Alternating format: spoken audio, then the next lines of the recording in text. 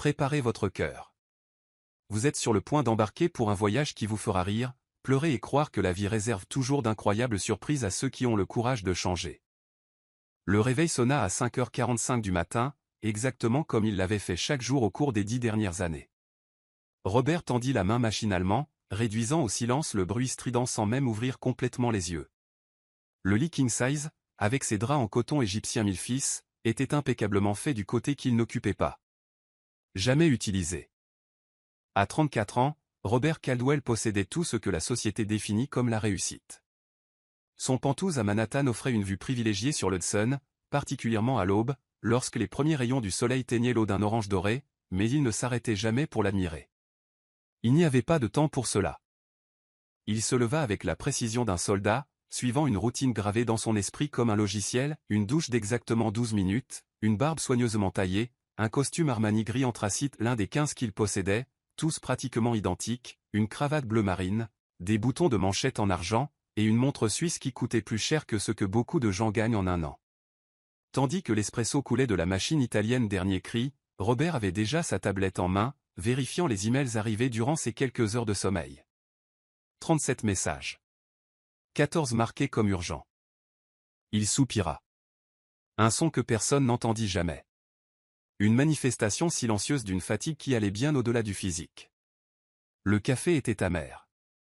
Il l'était toujours. Mais il était fort. Et c'était ce dont il avait besoin. De la force, de l'énergie, du carburant pour une autre journée de réunions interminables, de décisions brassant des millions, de problèmes qui ne cessaient jamais. À 6h40, il était déjà dans l'ascenseur privé qui descendait directement au garage.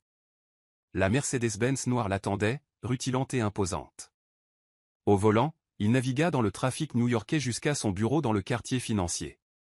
La radio était branchée sur une station d'actualités économiques, la bourse, le dollar, les taux d'intérêt, des chiffres, toujours des chiffres. Au bureau, l'espace était minimaliste et froid, vert, acier et béton, moderne, efficace, dénué de toute chaleur humaine. Sa secrétaire, Sarah, était déjà là, comme toujours. Elle était compétente, ponctuelle et maintenait une distance professionnelle impeccable. « Bonjour, monsieur Caldwell. Le rapport trimestriel est sur votre bureau. La réunion avec les investisseurs japonais a été reprogrammée pour 10h et mademoiselle Vanessa a encore appelé. » Robert fit une grimace imperceptible à la mention de ce nom. Vanessa, une de plus sur la longue liste de relations qui commençait de manière prometteuse pour finir dans le vide. Elle était belle, sophistiquée, bien connectée. Elle était exactement le genre de femme que tout le monde s'attendait à le voir fréquenter, mais après 3 mois, il savait déjà comment l'histoire finirait. Comme elle finissait toutes. « Dites-lui que je suis en réunion », répondit-il sans regarder Sarah. Les heures s'étirèrent et volèrent simultanément, réunion après réunion, appel après appel, contrat, négociation, conflit, solution, encore des problèmes, un cycle sans fin qui le laissait épuisé mais jamais satisfait. À midi, il mangea seul dans son bureau, une salade de quinoa au poulet préparée par un service de livraison premium, une nourriture saine, insipide, avalée machinalement tandis que ses yeux scannaient des tableurs et des projections. Il ne prit même pas la peine d'utiliser une assiette. Il mangea directement dans le contenant, économisant les 2 minutes qu'il aurait fallu pour se servir. Dans l'après-midi, lors d'une visioconférence avec des clients européens, Robert ressentit quelque chose d'étrange, une sensation qu'il ne pouvait nommer. C'était comme si une voix chuchotait au fond de son esprit, « Est-ce vraiment ça? Est-ce tout ce qu'il y a ?» Il cligna des yeux, essayant de se concentrer sur ce que le cadre français disait à propos de l'expansion du marché, mais le sentiment persistait. Une agitation sourde. Un vide. Lorsque la journée de travail s'acheva enfin, 10 heures après avoir commencé, il retourna aux Penthouses. L'appartement était trop silencieux. Il alluma la télévision juste pour avoir un bruit de fond. Il s'assit sur le canapé en cuir italien, fixant sans ciller un programme aléatoire. Son téléphone vibra. Vanessa. Encore. Elle voulait dîner. Aller dans ce nouveau restaurant dont tout le monde parlait. Être vu avec lui. Robert tapa une réponse polie mais ferme, mettant fin à la relation avant qu'elle n'ait vraiment commencé. Ce n'était pas juste pour elle de continuer quelque chose qu'il savait sans issue. Il se leva et marcha jusqu'à la fenêtre. En bas, la ville brillait de milliers de lumières. New York était belle la nuit, il devait l'admettre, mais c'était une beauté lointaine, inaccessible. Comme tout dans sa vie. Robert avait bâti un empire, 5 entreprises prospères dans différents secteurs, des investissements qui rapportaient plus d'argent qu'il ne pouvait en dépenser, des propriétés, des voitures, des articles de luxe. Mais en regardant son reflet dans la vitre, il vit un homme qu'il ne reconnaissait plus, un étranger aux yeux fatigués et à l'expression dure. « Quand me suis-je perdu » murmura-t-il à personne. Cette nuit-là, Robert put à peine dormir. Il se tourna et se retourna dans son lit, agité, hanté par des pensées qu'il gardait habituellement enfermées dans un coin sombre de son esprit. Il se souvenait du jeune homme qu'il était au début de la vingtaine. Il était alors plein de rêves et d'ambition, voulant conquérir le monde. Et il l'avait conquis. Mais dans le processus, il avait perdu quelque chose d'essentiel. Il s'était perdu lui-même. Lorsque le réveil sonna le lendemain matin, pour la première fois en 10 ans, Robert appuya sur le bouton au snooze. Puis il appuya encore.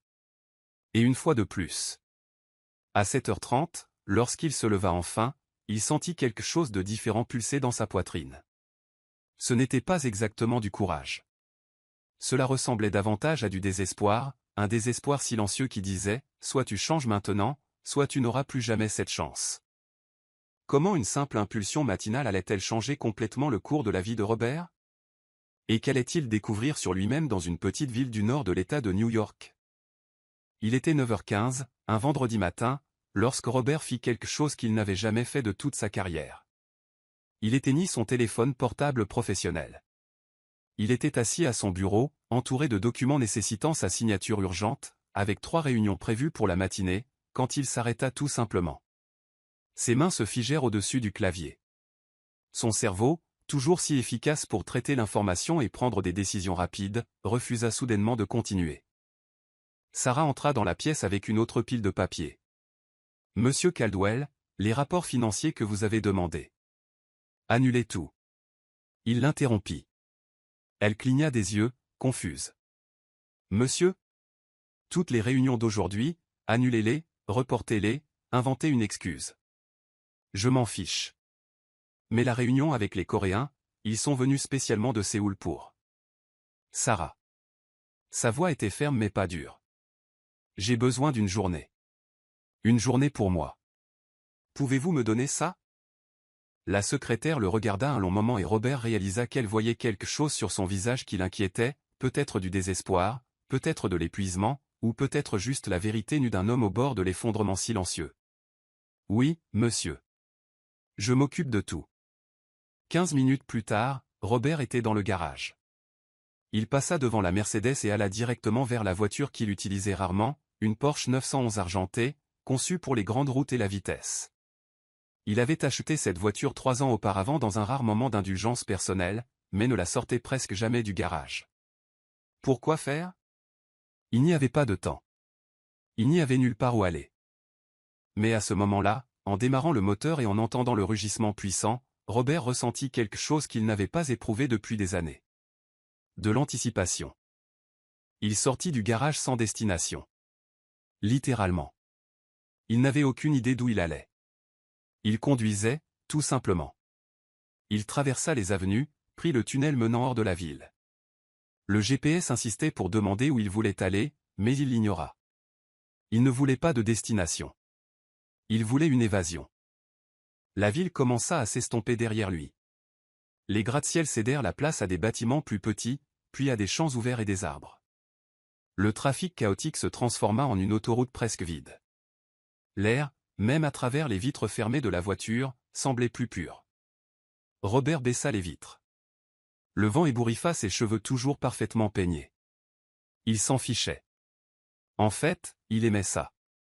C'était comme si chaque kilomètre qu'il éloignait de la ville était une couche d'armure qu'on lui retirait. Il conduisit vers le nord, traversant de petites villes dont il enregistrait à peine les noms, des lieux qui existaient sur la carte, mais qui pour lui n'avaient toujours été que des mots. Maintenant, en les voyant à travers la fenêtre de sa voiture, il réalisait que c'étaient des mondes complets, avec leurs propres histoires, leur propre vie. Il s'arrêta à une station-service dans une petite ville dont le nom lui échappa. Un homme âgé aux cheveux gris et au sourire accueillant le servit. « Bonjour. Le plein ?» Robert hocha la tête, sortant de la voiture pour se dégourdir les jambes. La station était simple, un peu vieille, avec seulement 2 pompes. Rien à voir avec les stations modernes de la ville, mais il y avait quelque chose de réconfortant dans cette simplicité. « Vous n'êtes pas du coin, n'est-ce pas » demanda le pompiste, nommé Pet selon le badge chaleureux sur sa salopette. « Cette voiture ne passe pas inaperçue par ici. »« De la ville » répondit Robert. « Juste. Je roule. » Monsieur Pet hocha la tête avec la sagesse de celui qui a beaucoup vu dans sa vie. Parfois, il faut errer sans but pour trouver le bon chemin. Mon père disait toujours ça. Ces mots simples frappèrent Robert avec une force inattendue. Il paya l'essence, le remercia et reprit la route. En conduisant, il observa le paysage avec une attention renouvelée. Les collines vertes des Catskills s'étendaient jusqu'à l'horizon, parsemées de maisons espacées et de bétail paissant paisiblement. Le ciel était plus bleu qu'il ne se souvenait l'avoir jamais vu. Ou peut-être n'avait-il simplement jamais pris le temps de regarder. Il traversa un petit village où des enfants jouaient au ballon dans la rue. Personne ne klaxonnait pour qu'il dégage. Les résidents s'arrêtaient simplement, attendaient, faisaient un signe de la main. Robert trouva cela étrange et beau. Il était presque 3 heures de l'après-midi lorsqu'il commença à avoir faim. Il vit un panneau indiquant un restaurant appelé Mama Betty's. La façade jaune et accueillante semblait invitante. Il se gara et entra. L'endroit était simple mais propre. Des tables en bois avec des nappes à carreaux. Une merveilleuse odeur de cuisine maison. Une dame replète et souriante vint l'accueillir. « Bonjour, mon fils. Aujourd'hui, nous avons du bœuf braisé, du pain de viande et du steak grillé avec de la purée de pommes de terre et des haricots verts. Qu'est-ce que ce sera ?» Le bœuf braisé, choisit Robert, attiré par l'arôme. En attendant, il observa la salle. Il y avait environ 5 tables occupées. Les gens parlaient avec animation, riaient, semblaient tous se connaître. C'était si différent des restaurants sophistiqués de Manhattan où tout le monde chuchotait discrètement, soucieux de maintenir les apparences. La nourriture arriva fumante et c'était délicieux. Simple, fait maison. Fait avec soin. Robert mangea lentement, savourant chaque bouchée. À quand remontait la dernière fois qu'il avait vraiment savouré un repas? Mama Betty vint à sa table. « Alors, ça vous a plu? C'est merveilleux. Vous cuisinez très bien. » Elle sourit, radieuse. 60 ans à faire la cuisine avec amour, mon fils. C'est ça le secret. Vous n'êtes pas d'ici, n'est-ce pas? Non. De la ville. Ah, la grande ville, fit-elle en secouant la tête. Ça doit être agité là-bas. Vous avez déjà pensé à rester un peu par ici? L'auberge de Teresa a une chambre libre. Un endroit calme pour reposer votre tête. Robert n'avait rien prévu, mais soudain, l'idée lui sembla parfaite. Où est cette auberge? 1 heure plus tard, il était installé dans une chambre simple mais confortable au Green Valley Inn. Pas de télévision plasma ni de climatisation numérique. Juste un lit double avec un couvre-lit en crochet. Une fenêtre avec des rideaux à fleurs et une vue sur un jardin plein d'arbres. Il s'allongea sur le lit. Et pour la première fois depuis des années, il resta simplement là. Pas de téléphone, pas d'ordinateur portable, pas d'obligation. Juste lui, le chant des oiseaux dehors, et une paix qu'il ne connaissait plus depuis longtemps. Il ferma les yeux et, sans s'en rendre compte, s'endormit. Lorsqu'il se réveilla, c'était la fin de l'après-midi. Le soleil se couchait dans des teintes orange et roses. Il se leva et sortit faire un tour. La petite ville ressemblait à un tableau, des maisons colorées, des rues pavées, une place centrale avec une église et des bancs en bois. Les gens marchaient lentement, se saluaient, les enfants jouaient, les chiens erraient librement. Robert s'assit sur un banc du parc et observa simplement. Il vit un couple âgé se tenant la main. Il vit une mère poussant une poussette tout en parlant à une amie. Il vit des adolescents rire bruyamment en mangeant du pop-corn. La vie, c'était ça la vie. La vraie vie, authentique, sans filtre ni performance. Quelque chose en lui commença à remuer, comme une graine longtemps endormie qui recevait enfin de l'eau et de la lumière. Mais Robert ne savait pas encore que la véritable transformation commencerait le lendemain sur un chemin de terre, avec un pneu crevé et une jeune femme aux yeux doux qui allait tout changer. Robert se réveilla naturellement pour la première fois depuis des années. Pas de réveil, pas d'alerte. Juste le chant des oiseaux et la douce lumière entrant par la fenêtre. Il était 7h30. Il s'étira dans son lit, se sentant reposé d'une manière dont il ne se souvenait pas avoir fait l'expérience auparavant. Il prit son petit déjeuner à l'auberge. Du pain chaud fait maison, de la confiture de fruits faite par Teresa elle-même, du café frais, simple, parfait. Vous restez plus de jours, monsieur, demanda la propriétaire de l'auberge, une dame amicale d'environ 60 ans. Je ne sais pas encore, répondit Robert honnêtement. Je décide au fur et à mesure. Elle sourit comme si elle comprenait plus que ce qu'il disait. Parfois, nous avons besoin d'un temps sans décision. Juste être. Après le petit déjeuner, Robert décida d'explorer davantage la région. Il monta dans la Porsche et suivit la route principale menant hors de la ville. Le panneau indiquait Hilltop Road, 5 miles. Quelque chose dans ce nom l'attira. La route, initialement goudronnée, se transforma bientôt en chemin de terre. Robert réduisit sa vitesse, admirant le paysage. Des champs vert vallonnés, des clôtures en fil de fer barbelé, des vaches paissant paisiblement. Il y avait une beauté brute et honnête dans tout cela. Il monta une pente douce et, en atteignant le sommet, dut arrêter la voiture. La vue était à couper le souffle. De là, il pouvait voir toute la région, les champs, la petite ville au loin, les montagnes à l'horizon, l'immense ciel bleu. Il sortit de la voiture et resta là, immobile, respirant simplement. L'air sentait l'herbe et la terre. Il n'y avait aucun bruit autre que le vent dans les arbres et le chant d'un oiseau lointain.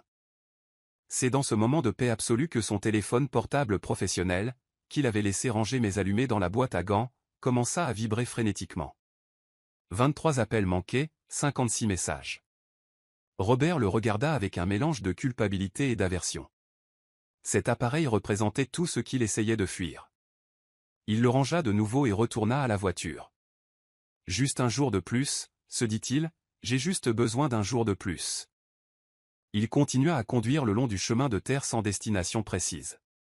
La route montait et descendait doucement, serpentant à travers le paysage. Robert s'autorisait à aller lentement, appréciant chaque instant. C'est dans un virage plus serré, le soleil déjà haut dans le ciel, que cela arriva. Paf! Le bruit fut fort et inratable. Une détonation suivie du son de l'air s'échappant rapidement. Robert sentit la voiture tirer sur le côté droit. Bon sang! Pneu crevé. Il réussit à arrêter la voiture sur le bas-côté en toute sécurité. Il sortit et confirma ses craintes. Le pneu arrière droit était complètement à plat, le flanc entaillé probablement par une roche pointue sur la route. Robert regarda autour de lui. Il était au milieu de nulle part. Pas de signal cellulaire. Il vérifia le téléphone, 0 bar. Super. Parfait. Il ouvrit le coffre et trouva la roue de secours, le cric et les outils. Il regarda tout cela comme quelqu'un regardant un équipement extraterrestre. Théoriquement, il savait quoi faire. Il avait vu d'autres personnes changer des pneus, mais lui-même n'en avait jamais eu besoin. Il y avait toujours quelqu'un pour le faire à sa place. Il enleva sa veste, il avait oublié qu'il portait encore des vêtements d'affaires, bien que sans cravate, retroussa les manches de sa chemise et commença à essayer. Le cric était un mystère. Où exactement devait-il le placer? Comment fonctionnait ce levier? Il était en sueur et frustré, les mains tachées de graisse, quand il entendit un son au loin. Quelqu'un fredonnait. Il leva la tête et vit, descendant la colline à vélo, une jeune femme. Olivia s'était réveillée ce matin-là avec une sensation étrange. Elle n'aurait pas pu l'expliquer si on le lui avait demandé. Mais c'était comme si l'air était chargé de possibilités. Quelque chose allait se passer. Quelque chose d'important. Elle avait fini son service à l'épicerie générale de Madame Lucille tôt ce samedi. Avec l'après-midi libre et une journée magnifique, elle décida de faire ce qu'elle aimait le plus, aller à vélo jusqu'au belvédère de la colline. C'était son endroit préféré au monde. De là, elle pouvait tout voir. Sa petite ville, les champs où elle jouait enfant, l'horizon infini qui la faisait parfois rêver de lieux lointains. Elle monta calmement, fredonnant une chanson qu'elle avait entendue à la radio. Le vent jouait avec ses cheveux bruns lâchés. Elle portait une simple robe en coton à fleurs, le genre que sa mère cousait, et des sandales confortables. Dans le panier du vélo, elle transportait une bouteille d'eau et un livre. Elle prévoyait de rester sur la colline quelques heures à lire et juste profiter de la journée. Lorsqu'elle atteignit le sommet, elle vit la voiture. Une Porsche argentée arrêtée sur le bas-côté, complètement déplacé sur cette route rurale. Et un homme, grand, en chemise habillée et pantalon de tailleur, clairement peu habitué au travail manuel, essayant de comprendre comment utiliser un cric. Olivia n'hésita pas. C'était ainsi qu'elle avait été élevée. Quand on voit quelqu'un en difficulté, on l'aide. Aussi simple que cela. Elle descendit de vélo et marcha vers lui. Salut. Tout va bien? Vous avez besoin d'aide? L'homme leva la tête brusquement comme s'il avait été pris en train de faire quelque chose de mal. Olivia dut retenir un sourire. Il était clairement embarrassé, mains sales, chemise débraillée, expression de pure frustration. Mais alors leurs yeux se rencontrèrent. Et quelque chose d'étrange se produisit. Robert était sans voix. Ce n'était pas seulement parce qu'elle était belle, bien qu'elle le fût avec ses yeux expressifs et ce sourire authentique. C'était autre chose. C'était le naturel, l'absence totale de jugement dans son regard, la façon dont elle offrait son aide, comme si c'était la chose la plus normale au monde. Oui, le pneu est crevé et honnêtement, je n'ai aucune idée de comment le changer. Olivia sourit plus ouvertement. Pas de problème. Mon père m'a appris quand j'avais 12 ans. Je vais vous aider. Elle s'approcha, évalua la situation d'un œil expert et, avec des mouvements sûrs, commença à travailler. Elle positionna le cric au bon endroit, lui montra comment actionner le levier, et expliqua chaque étape pendant qu'elle travaillait. Robert regardait, fasciné. Pas seulement par son habileté, bien qu'il fût impressionnant de la voir manier les outils avec tant de naturel, mais par son attitude. Elle n'essayait pas d'impressionner. Elle n'attendait pas de récompense. Elle aidait, tout simplement. Vous êtes du coin, demanda-t-il, brisant le silence. Née et élevée ici, répondit-elle en desserrant les écrous. Dans la ville en bas. Et vous ne l'êtes clairement pas, la ville. Loin de la maison. Elle fit une pause, le regarda avec ses yeux qui semblaient voir plus qu'il ne le devrait. Vous fuyez quelque chose? La question le prit au dépourvu. Non par manque de tact, il y avait quelque chose dans la façon dont elle demandait, avec une curiosité sincère et non un jugement qui lui donnait envie de répondre honnêtement. Je pense que oui. De mon propre monde, peut-être. De tout ce que j'ai construit. Mais cela ne me rend pas heureux. Olivia arrêta de travailler un instant et le regarda dans les yeux. Parfois, nous avons besoin de nous perdre pour nous retrouver. Mon grand-père disait cela. Elle continua de changer le pneu et ils parlèrent. Robert raconta un peu sa vie. Les affaires, la pression, le vide. Olivia écoutait sans interrompre, hochant la tête de temps en temps. Et vous, demanda-t-il. Vous n'avez jamais pensé à partir d'ici? Aller à la grande ville? Elle sourit. J'y ai pensé. Mais j'ai réalisé que le bonheur n'est pas dans l'endroit où l'on se trouve, mais dans la façon dont on y vit. C'est ma maison. Ce sont mes gens. Ce n'est pas que je suis coincé. C'est que j'ai choisi de rester. Cela frappa Robert comme un coup de poing. L'idée que quelqu'un choisisse la simplicité, choisisse de rester dans un petit endroit pour des valeurs et non par manque d'options. C'était presque révolutionnaire pour quelqu'un qui avait passé sa vie entière à courir après le plus. Fini, annonça Olivia en se relevant et en s'essuyant les mains sur un chiffon qu'elle prit de son vélo. Le pneu est changé. Allez-y doucement jusqu'à ce que vous arriviez quelque part où vous pourrez faire réparer l'autre. Robert ne voulait pas que cette rencontre se termine. Il y avait quelque chose chez cette femme. Son naturel, sa sagesse simple, la paix qu'elle émanait. Il voulait mieux comprendre. Je ne sais pas comment vous remercier. Vous m'avez sauvé. Pas besoin de me remercier. Par ici, on s'entraide. Laissez-moi vous payer quelque chose ou au moins vous emmener quelque part. Votre vélo rentre dans la voiture.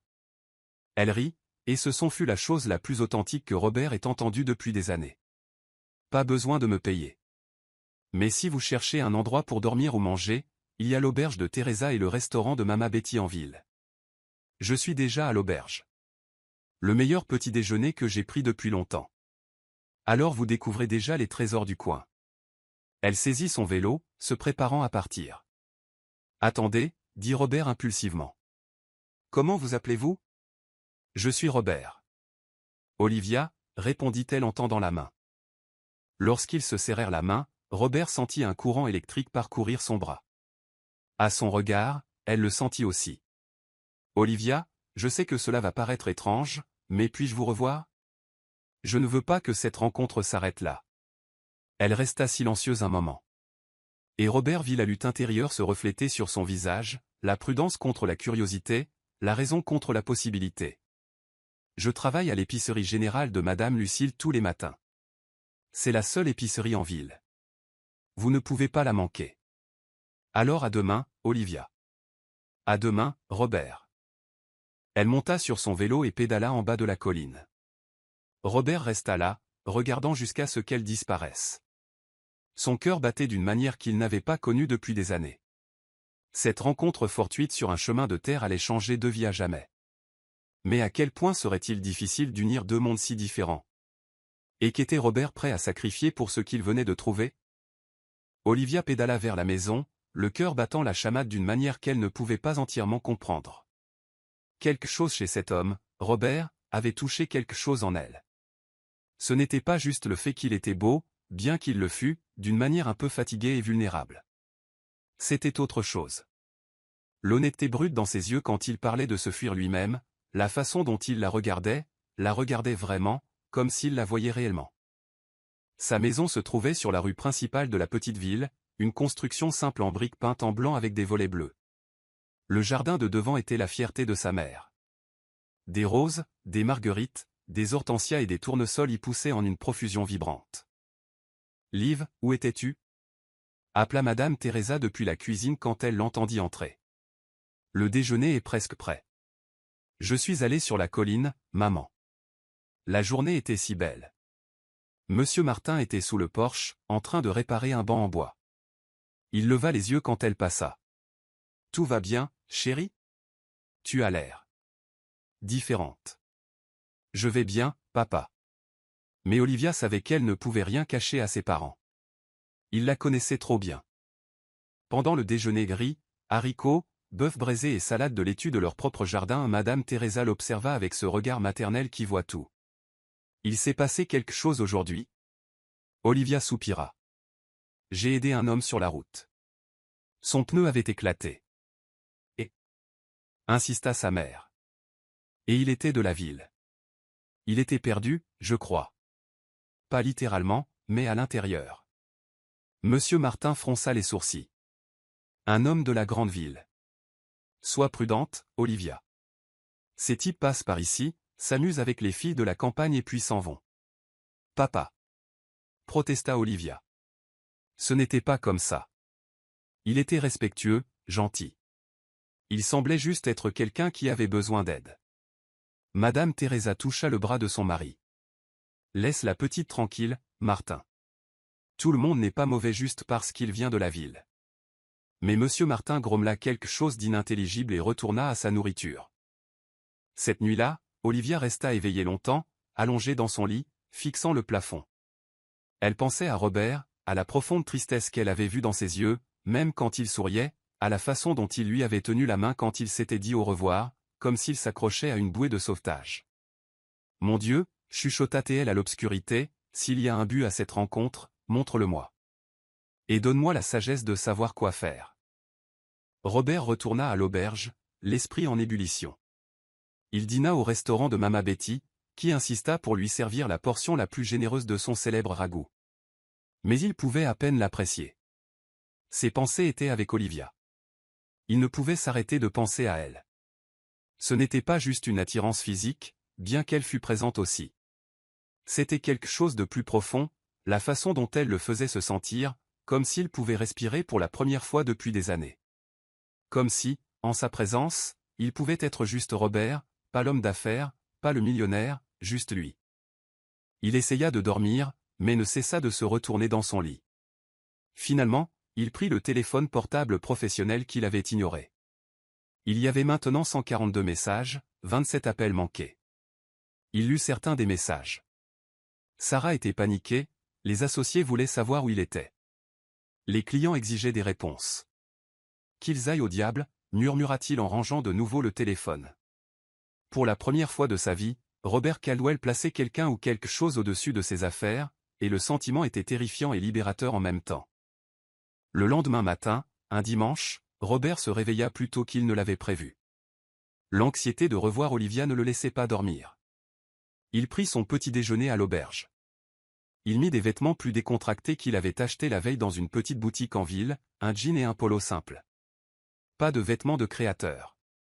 Il voulait avoir l'air normal. L'épicerie générale de Madame Lucille se trouvait à 2 rues de la place centrale. C'était une vieille construction mais bien entretenue, avec des étagères en bois et cette odeur caractéristique des vieux établissements, un mélange de produits variés, de bois vieilli et de propreté. Lorsqu'il entra, une dame petite et replète vint l'accueillir. « Madame Lucille » présuma-t-il. « Bonjour. Puis-je vous aider ?»« Bonjour. Je voulais parler à Olivia, si possible. » Les yeux de la dame se plissèrent légèrement, l'évaluant. « Olivia est dans la réserve. Vous êtes le type avec la voiture chère qu'elle a aidée hier ?» Les nouvelles vont vite dans une petite ville, pensa Robert. « Oui, c'est moi. Elle m'a sauvé hier. » Madame Lucille l'étudia un long moment. « Écoutez, monsieur, je ne sais pas qui vous êtes, ou ce que vous voulez, mais Olivia est comme une fille pour moi. Tout le monde ici l'aime. Alors si vos intentions ne sont pas bonnes. »« Elles le sont, » interrompit Robert rapidement. « Mes intentions sont bonnes. Je voulais juste la revoir. Parlez. » L'expression de la dame s'adoucit un peu. « Très bien, je vais l'appeler, mais je vous ai à l'œil. » Quelques minutes plus tard, Olivia apparut par la porte arrière. Elle portait une simple robe vert d'eau. Ses cheveux étaient attachés en queue de cheval. Lorsqu'elle vit Robert, son visage s'illumina d'un sourire qui fit manquer un battement à son cœur. « Vous êtes venu. J'avais dit que je viendrais. » Ils restèrent là, immobiles, se regardant simplement, jusqu'à ce que Madame Lucille se racle la gorge bruyamment. « Liv ? Tu peux sortir un peu si tu veux. C'est calme ici. »« Vous êtes sûre, Madame Lucille ? » ?»« Oui, vas-y. Mais reviens pour le déjeuner, ta mère va s'inquiéter. » Ils quittèrent le magasin ensemble, marchant côte à côte dans la rue pavée. C'était une matinée magnifique. Un soleil brillant mais pas trop chaud. Un ciel bleu sans un nuage. « Voulez-vous que je vous fasse visiter la ville ? » proposa Olivia. « J'adorerais ça. » Pendant les 2 heures suivantes, Olivia fut son guide à travers ce monde petit mais riche. Elle lui montra l'église centenaire où elle avait été baptisée. La place où se déroulaient les festivals d'été. L'école où elle avait étudié. Le parc avec les balançoires où elle jouait enfant. Et à chaque endroit, elle saluait les gens. Tout le monde la connaissait. « Bonjour, Olivia. »« Salut, Liv. Comment va ta mère, chérie ?»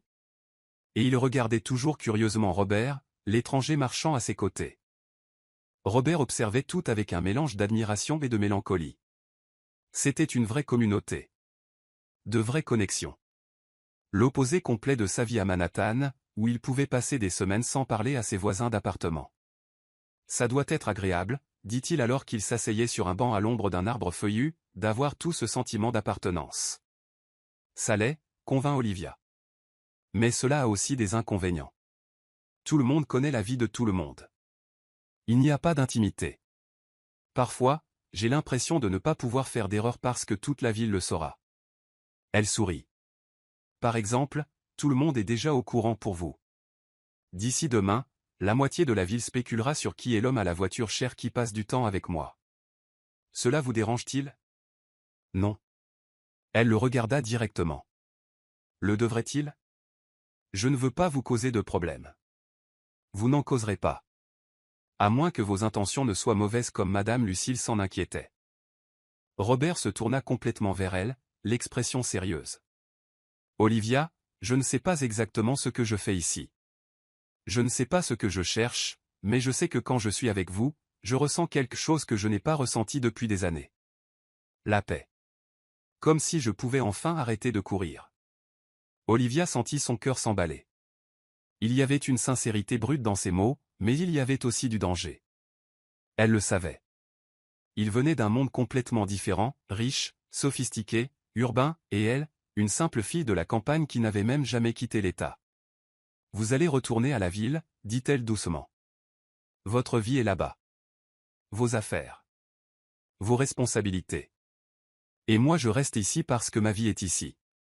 Et s'il y avait un moyen de connecter les 2 mondes ? Robert. Elle hésita. Écoutez, je vous connais à peine. Vous me connaissez à peine. Comment peut-on parler de ça? Il rit, un son sans humour. Vous avez raison, c'est fou. Nous nous sommes rencontrés il y a moins de 24 heures, mais vous savez ce qui est fou aussi? J'ai passé les 10 dernières années à construire une vie parfaite sur le papier et à me sentir vide à l'intérieur. Puis j'ai passé 2 heures avec vous et je me sens plus vivant que je ne l'ai été au cours de la dernière décennie. Ce n'est pas de l'amour, dit Olivia doucement. C'est une fuite. Vous fuyez votre vie et vous projetez des attentes sur moi. Ces mots étaient sensés, matures. Mais Robert secoua la tête. Peut-être que vous avez raison, mais peut-être aussi que c'est plus que ça. Et j'aimerais le découvrir si vous me le permettez.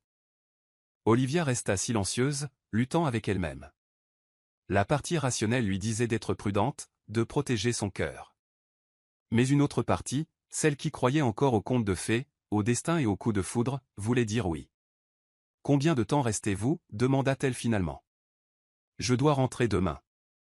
J'ai des engagements lundi que je ne peux pas annuler. » Alors nous avons aujourd'hui. Nous avons aujourd'hui, répéta-t-il. Et par ce dimanche ensoleillé, Robert et Olivia commencèrent à tisser les premiers fils d'une connexion qui allait remettre en question tout ce qu'ils pensaient savoir sur l'amour, sur la vie, sur qui ils étaient vraiment. Mais un seul jour serait-il suffisant pour changer le cours de deux vies? Ou ne serait-ce que le début de quelque chose de beaucoup plus grand et plus compliqué que l'un ou l'autre ne pouvait l'imaginer? Olivia emmena Robert sur la colline où ils s'étaient rencontrés la veille. Cette fois, elle était sur le siège passager de la Porsche, un contraste surréaliste avec sa simplicité, mais qui semblait d'une certaine manière juste. Lorsqu'ils atteignirent le sommet et sortirent de la voiture, la vue était encore plus impressionnante sous le soleil de midi. Olivia étendit une vieille couverture qu'elle avait apportée et ils s'assirent là, côte à côte, regardant l'horizon. « Parlez-moi du vrai vous » demanda Olivia. Pas l'homme d'affaires, pas le millionnaire, juste Robert. Et il lui raconta. Pour la première fois depuis des années, peut-être pour la première fois de sa vie, Robert ouvrit complètement son cœur. Il parla du garçon qui avait perdu son père à 15 ans et avait dû devenir un homme trop vite, de la façon dont la nécessité de soutenir sa mère et sa jeune sœur l'avait transformé en quelqu'un d'obsédé par la réussite financière, de la façon dont chaque réussite commerciale comblait le vide pour un moment, mais le laissait ensuite encore plus creux. « J'ai une sœur, dit-il, la voix étranglée. Julia, elle a 28 ans maintenant, vit à Los Angeles, mariée, 2 enfants, et je la connais à peine, je connais à peine mes neveux parce que je n'ai jamais le temps. Il y a toujours une affaire plus importante, une réunion qui ne peut être reportée. Elle vous manque? L'idée d'elle me manque, l'idée d'avoir une famille, d'appartenir à quelque chose de plus grand que mon compte en banque. » Il rit amèrement. C'est pathétique, n'est-ce pas? Tout avoir et ne rien avoir en même temps. Olivia lui prit la main. Ce n'est pas pathétique, c'est humain. Vous avez juste perdu votre chemin, mais les chemins peuvent être retrouvés. Puis ce fut à son tour de raconter son histoire, d'avoir grandi dans cette petite ville, fille de parents aimants mais simples, des rêves qu'elle avait adolescente, voir le monde, aller à l'université, vivre des aventures, et de comment elle avait peu à peu appris à valoriser ce qu'elle avait au lieu de se lamenter sur ce qu'elle n'avait pas mais parfois, confessa-t-elle, vulnérable, je me demande si la résignation et le contentement sont la même chose. Si j'ai vraiment choisi de rester ou si j'ai juste eu peur de partir. Qu'est-ce qui vous ferait partir? Elle réfléchit un long moment. Quelque chose qui vaudrait la peine de laisser tout ça derrière, pas l'argent, pas une aventure vide, mais un but, l'amour, quelque chose de vrai. Ils restèrent assis en silence, chacun perdu dans ses pensées. Le vent soufflait doucement, apportant l'odeur des champs et de la liberté. Olivia, dit finalement Robert en se tournant pour la regarder. Je sais que c'est insensé. Nous nous sommes rencontrés il y a un jour, mais je ne veux pas que cela s'arrête là. Je veux continuer à vous voir, à apprendre à vous connaître, à explorer ce que cela pourrait être entre nous. Et comment cela fonctionnerait-il? New York et ici sont des mondes différents. Je reviendrai tous les week-ends si vous me le permettez, et vous pouvez me rendre visite là-bas aussi. Voir mon monde? Ensuite, nous découvrirons ensemble s'il existe un chemin qui fonctionne pour les deux. Olivia le regarda, étudiant son visage. Elle y vit de la sincérité, mais elle vit aussi de la peur qu'elle dise non, la peur de s'ouvrir et d'être rejetée. D'accord, dit-elle doucement. Essayons doucement, pas de promesses que nous ne pouvons tenir, voyons juste où cela nous mène. Le sourire qui illumina son visage fut la plus belle chose qu'Olivia ait jamais vue. Ils passèrent le reste de la journée ensemble. Ils déjeunèrent chez les parents d'Olivia, et Robert eut sa première rencontre avec Monsieur Martin et Madame Teresa. La maison était simple mais accueillante, pleine de photos de famille, de rideaux en crochet, de meubles anciens mais bien entretenus. L'opposé complet de l'appartement minimaliste et froid de Robert. Monsieur Martin était prudent, mesurant chaque mot de Robert, cherchant des failles, mais Madame Teresa, plus intuitive, voyait autre chose. « Vous avez des yeux fatigués, mon fils, dit-elle en servant le riz et les haricots. Des yeux de quelqu'un qui porte un lourd fardeau. Je le porte, oui, admit Robert, mais aujourd'hui. Aujourd'hui je me sens plus léger. Elle regarda Olivia, puis lui, et sourit. Parfois, Dieu met des gens sur notre chemin au bon moment. Restez ouvert à ce qu'il essaie peut-être de vous apprendre. Le déjeuner fut une expérience révélatrice pour Robert. La nourriture était simple: riz, haricots, poulet mijoté, salade mais faite avec amour. Et la conversation coulait naturellement. Monsieur Martin racontait des histoires sur la ferme où il travaillait. Madame Teresa parlait de son groupe d'artisanat. Olivia contribuait ici et là, et Robert écoutait simplement, absorbant cette chaleur familiale qu'il n'avait jamais eue. Lorsqu'il fit ses adieux à la fin de l'après-midi, Madame Teresa le serra fort dans ses bras. « Vous êtes toujours le bienvenu ici, Robert. Prenez soin de votre cœur et du sien. » À l'auberge ce soir-là, Robert ne pouvait s'arrêter de sourire. Olivia avait accepté de le revoir. Elle avait accepté de donner une chance à l'impossible. Il prit son téléphone et pour la première fois en 2 jours, regarda vraiment les messages. Il y avait des urgences, oui.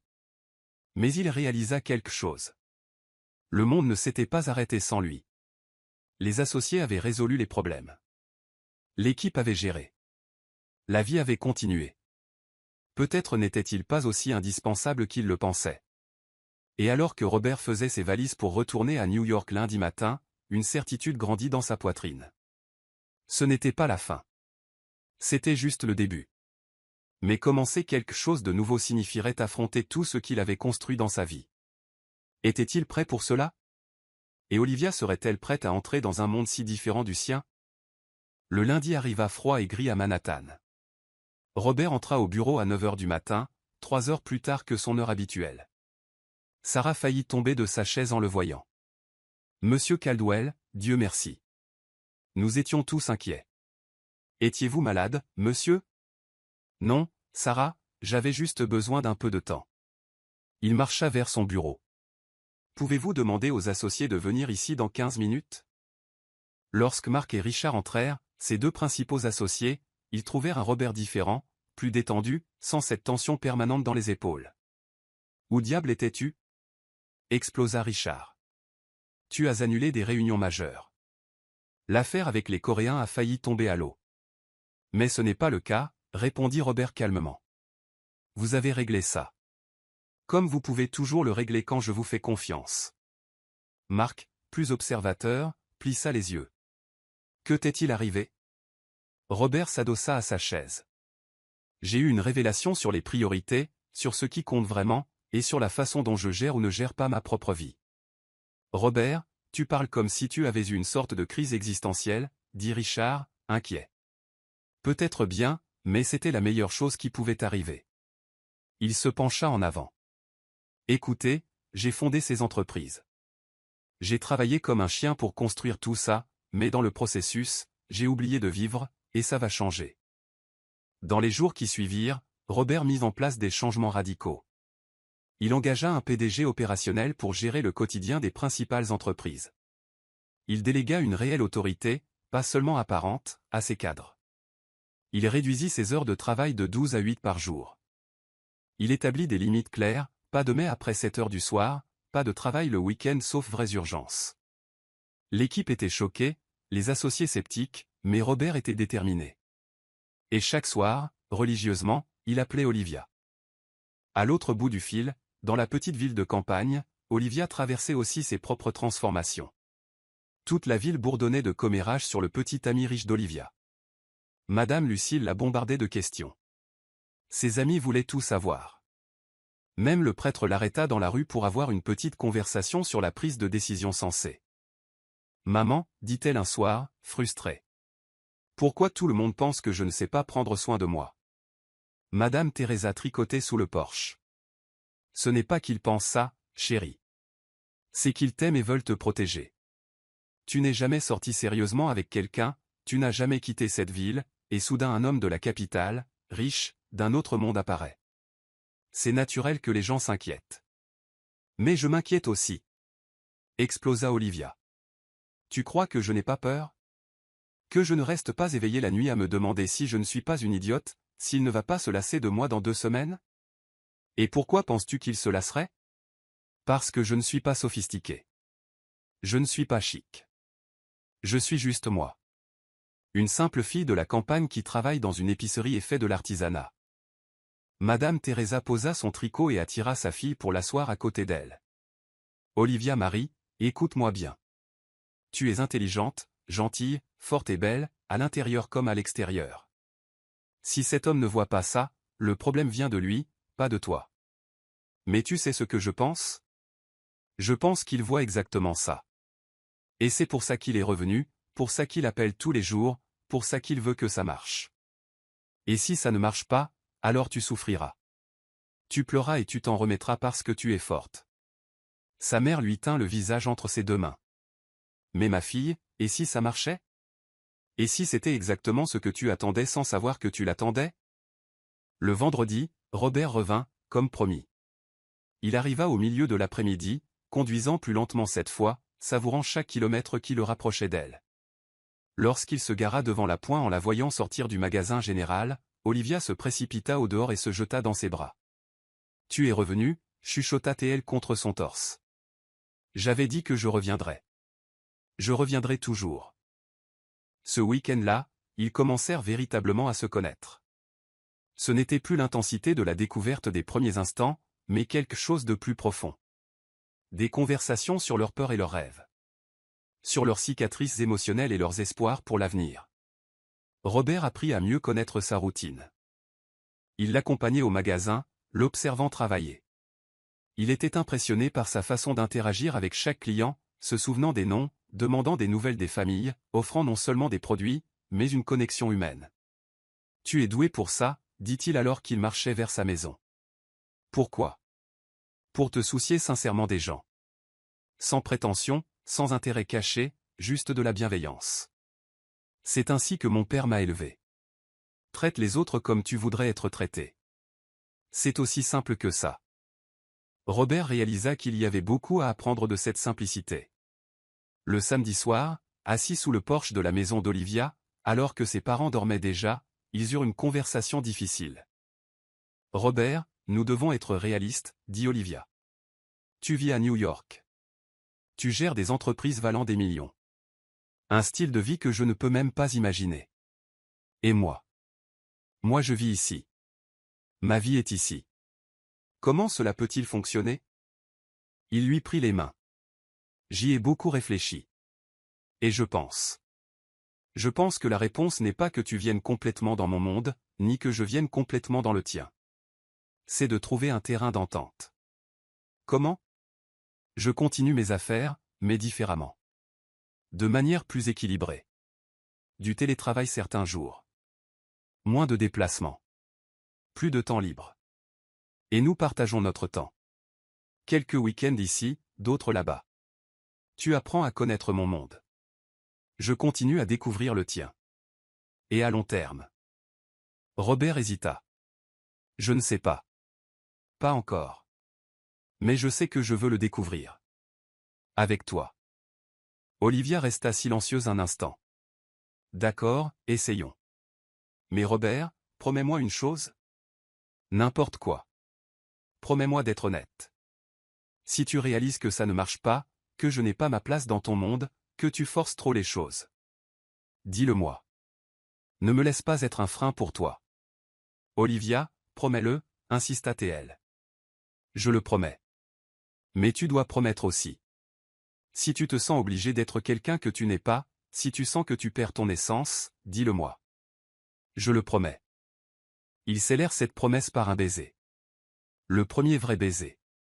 Et ce fut comme si le monde entier disparaissait un instant, ne laissant exister que ce contact, cette connexion, cette certitude absolue que, aussi compliqué que cela puisse être, cela valait la peine d'essayer.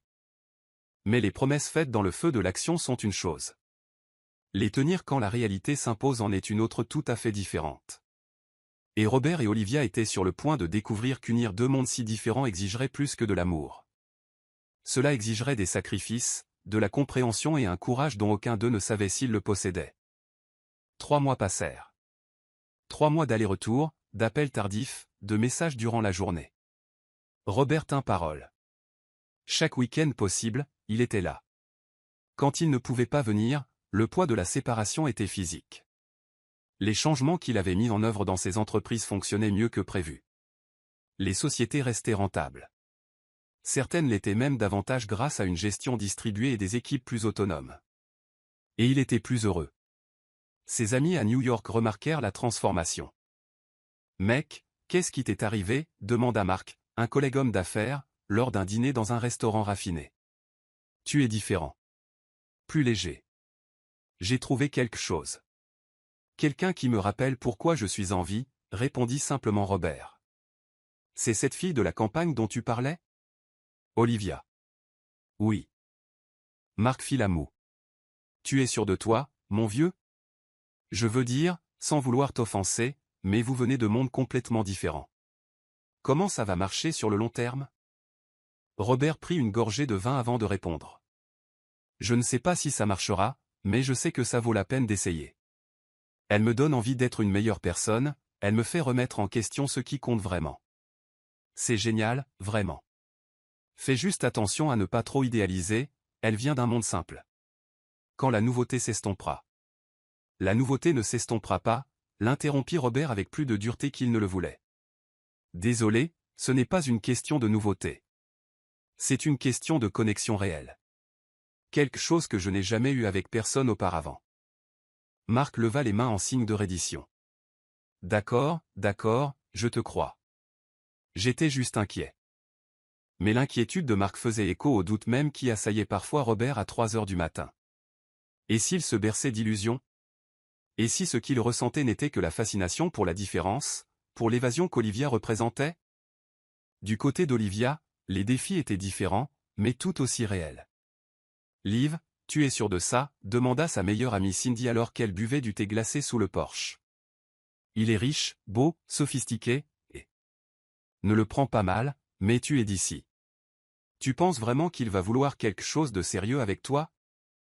Les mots faisaient mal car ils touchaient aux propres peurs d'Olivia. Il dit que oui. Bien sûr qu'il le dit maintenant. Mais quand il se lassera, quand une mondaine de la ville apparaîtra. Cindy. Désolé. Je ne veux pas te blesser.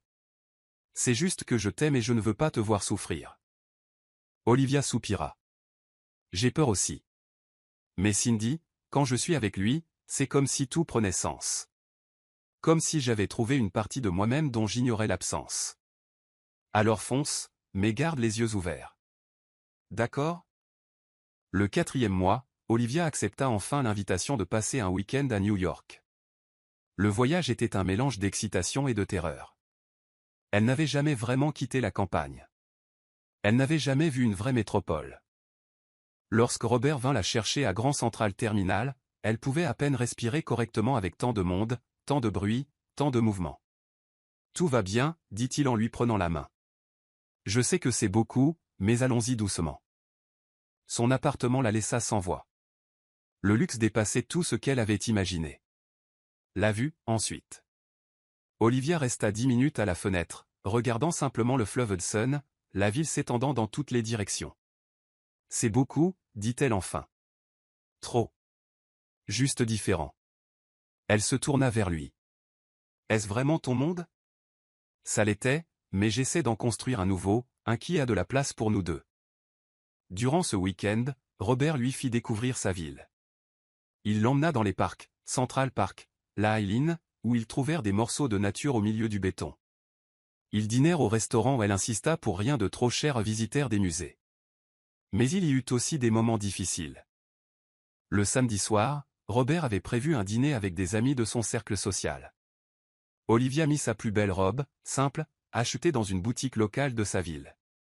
Lorsqu'ils arrivèrent au restaurant huppé et qu'elle vit les autres femmes, toutes en vêtements de créateurs, bijoux coûteux, maquillage professionnel, elle se sentit complètement déplacée. Pendant le dîner, les conversations tournaient autour de sujets qu'elle ne comprenait pas, investissements, voyages internationaux, marques de luxe. Elle essaya de participer, mais se sentait de plus en plus petite. L'une des femmes, Vanessa, l'ex-copine de Robert, découvrit Olivia plus tard était particulièrement condescendante. « Alors, Olivia, vous venez du nord de l'État ? Quel charme ! Ce doit être si relaxant de vivre loin de tout le stress de la ville. » Le ton était manifestement paternaliste. Robert le remarqua et intervint. Olivia a sa propre entreprise d'artisanat. Elle travaille durée. Oh, comme c'est mignon, de l'artisanat, l'interrompit Vanessa. Comme ces petites babioles qu'ils vendent au marché aux puces. Olivia sentit ses joues brûler. Oui, des choses faites à la main, avec du sens. Plus tard, dans la voiture qui les ramenait aux Pentouzes, Robert demanda, « Ça va ? J'ai remarqué que tu étais mal à l'aise. Tes amis. Ils me voient comme une curiosité. » La petite amie simplette de Robert, venue de la campagne. Ce n'est pas vrai. Si, ça l'est, l'interrompit-elle, la voix tremblante. Et je ne les blâme pas. Je n'ai vraiment pas ma place dans ce monde, Robert. Il arrêta la voiture. Olivia, regarde-moi. Quand elle le fit, il continua. Eux, ils ne comptent pas. Ce qui compte, c'est nous. Et si mes amis ne peuvent pas voir à quel point tu es incroyable, c'est leur problème. Mais c'est ton monde. Ce sont tes gens. Et je découvre que ce sont peut-être les mauvaises personnes.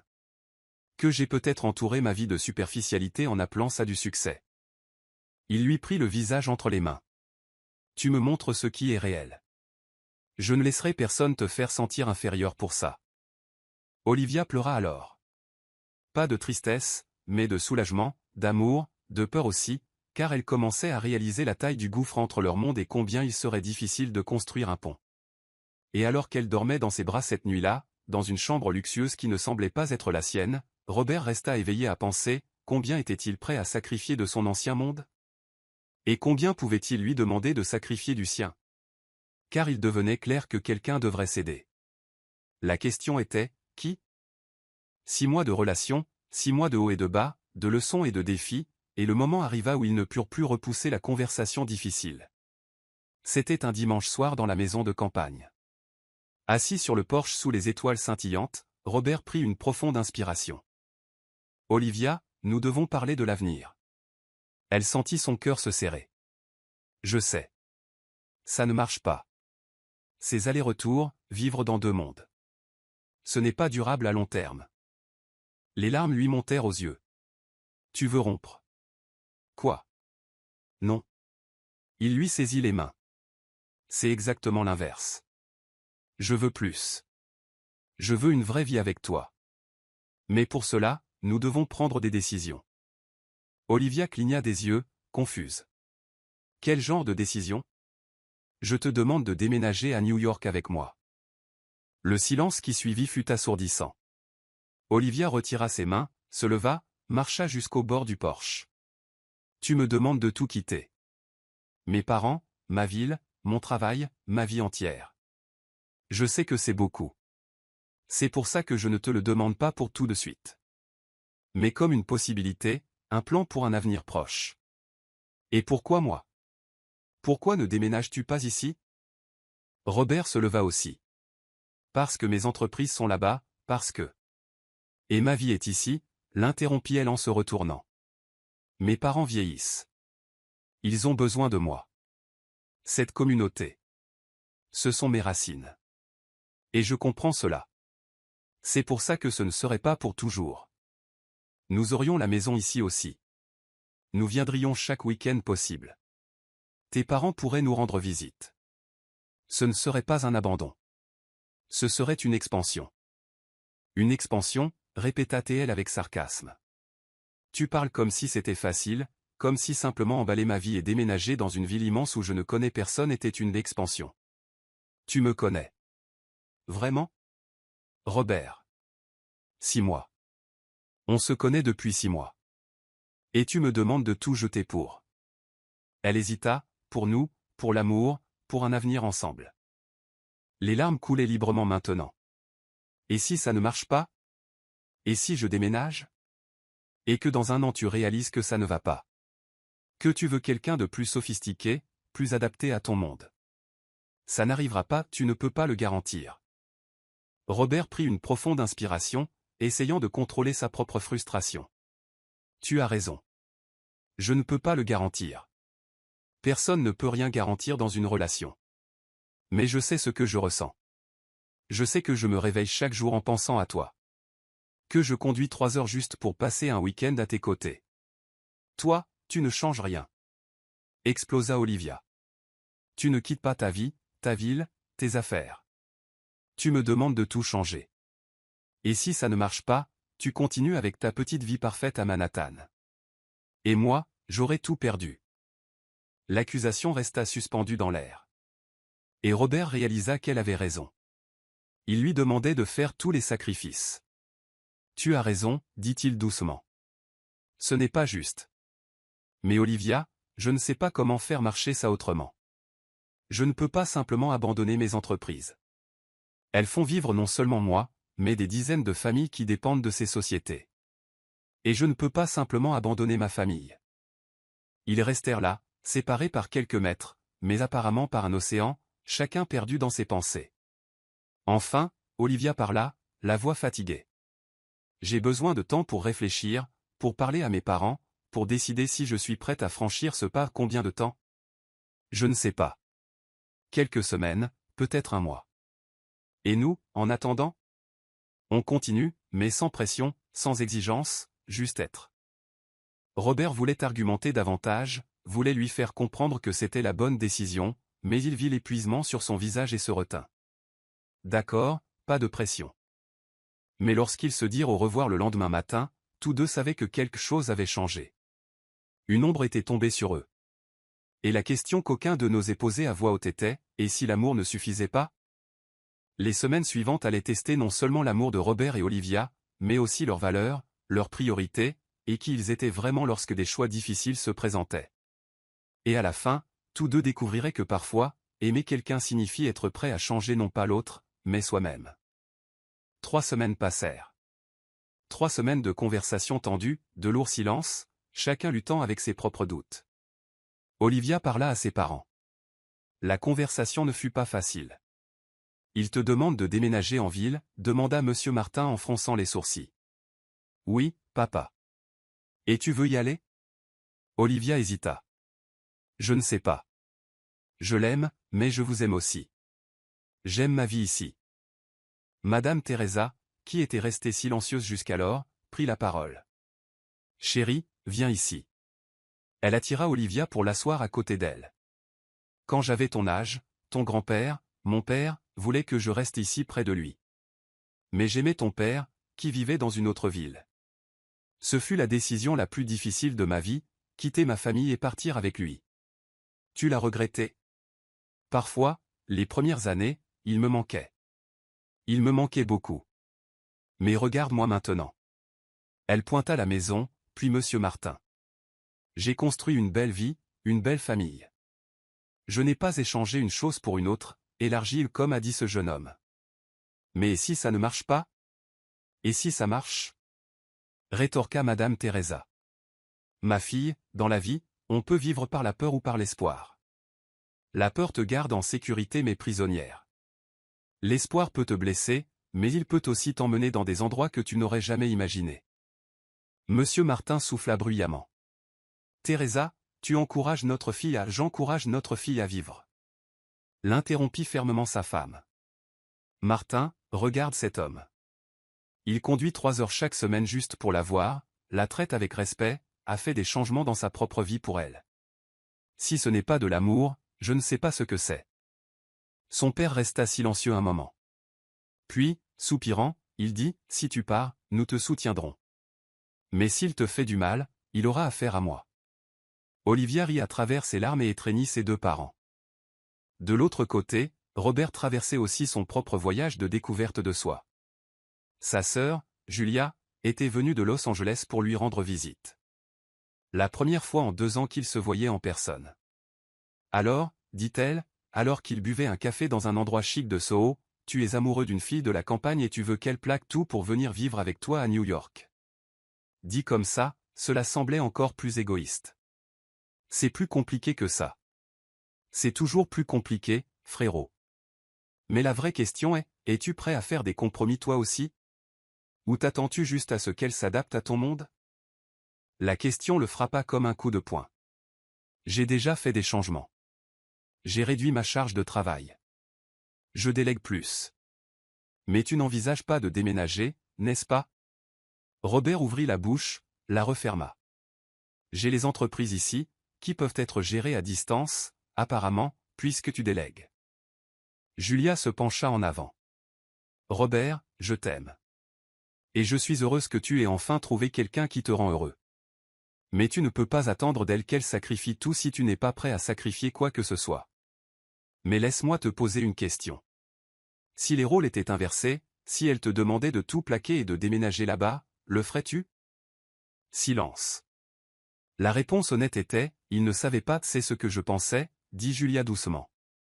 Alors peut-être as-tu besoin de comprendre ce qui est le plus important, ton style de vie ou ton amour pour elle. Parce que peut-être que tu ne peux pas avoir les deux. Ce fut Robert qui eut finalement la grande révélation. Il était dans une énième réunion ennuyeuse quand il réalisa quelque chose. Il ne voulait plus être là. Il n'était plus excité par rien de tout ça. La croissance des revenus, l'expansion du marché, les nouveaux investissements. Tout semblait vide. Ce qu'il voulait, c'était être sur un porche simple, boire du café, parler de choses qui comptaient vraiment. Ce qu'il voulait, c'était se réveiller aux côtés d'Olivia chaque jour. Ce qu'il voulait, c'était construire une vie basée sur l'amour et le sens, pas sur les accomplissements et le statut. Et soudain, la réponse devint claire. Il prit son téléphone et appela Olivia. « Salut », répondit-elle, la voix prudente. « J'avais tort. » Pause. « À propos de quoi ? » ? « À propos de tout. De te demander de quitter ta vie. De penser que tu devais t'intégrer dans mon monde. » Il prit une profonde inspiration. « Olivia, et si je déménageais là-bas ?» Silence total à l'autre bout du fil. Puis, quoi ? Et si on vivait là-bas ? Dans ta ville ? Je peux gérer mes entreprises à distance. Je le fais déjà partiellement. Je peux aller en ville quelques fois par semaine si nécessaire. Mais notre maison, notre base, serait là-bas, près de ta famille, dans ta communauté. Robert, tu n'es pas sérieux. Je suis tout à fait sérieux. J'ai réalisé que j'ai passé 6 mois à te demander d'entrer dans mon monde. Mais tu m'as montré que ton monde, un monde de connexion réelle, de communauté, de simplicité pleine de sens, est exactement ce dont j'ai besoin. Mais tes entreprises continueront. Je les gérerai juste différemment, d'une manière plus saine. Et Olivia. Il fit une pause. Si ça ne marche pas, si je découvre que je n'y arrive pas, alors on réévaluera. Mais je veux essayer. Je veux faire le sacrifice aussi. Pas juste toi. Olivia pleurait maintenant. Tu ferais ça ? Vraiment tout quitter. Pour moi. Pour nous ? Oui. En un battement de cœur. Mais faire une promesse est une chose, la tenir en est une autre. Et Robert était sur le point de découvrir que changer de vie n'est pas juste changer d'adresse. C'est se confronter à qui l'on est vraiment quand tout ce qui définit notre identité nous est retiré. 2 mois plus tard, Robert Caldwell déménagea officiellement dans la petite ville des Catskills. La nouvelle choqua tout le monde. Ses associés pensaient qu'il faisait une dépression. Ses amis pariaient que ça durerait 3 mois, grand maximum. Sa mère pleura, d'abord d'inquiétude, puis de bonheur quand elle vit l'étincelle dans les yeux de son fils. « Je veux juste que tu sois heureux, mon fils, dit-elle quand il alla lui dire au revoir. Et cela fait longtemps que je ne t'ai pas vu comme ça. Vivant. » Il vendit l'appartement de luxe où il n'en avait plus besoin, réduisit drastiquement ses possessions matérielles, ne gardant que l'essentiel et quelques objets de valeur sentimentale. Il découvrit, à sa grande surprise, qu'il y avait une liberté à posséder moins. Ils achetèrent une maison ensemble. Lui et Olivia. Rien d'ostentatoire, mais plus grand que la norme locale. 3 chambres, un grand jardin, un Porsche spacieux, simple mais plein de potentiel. Les premiers mois furent un défi. Robert avait romancé la vie à la campagne. La réalité était plus complexe. Se réveiller au chant du coq à 5 heures du matin, lui qui dormait toujours dans des appartements insonorisés. Savoir que tout le monde connaissait ses achats parce que les ragots voyageaient à la vitesse de la lumière. Avoir une connexion Internet instable en plein milieu d'une réunion vidéo importante, l'épicerie qui fermait à 6 heures du soir, et les regards. Oh, les regards. Certains de curiosité. D'autres de méfiance. Qu'est-ce qu'il fait là de toute façon? Demandait-il, pas aussi discrètement qu'il le pensait. Il y avait des jours où Robert remettait sa décision en question. Assis devant l'ordinateur, essayant de tenir une réunion avec une image figée. Voyant par la fenêtre Monsieur Martin s'occupant calmement de ses vaches, il pensait, dans quoi me suis-je fourré? Olivia le remarqua.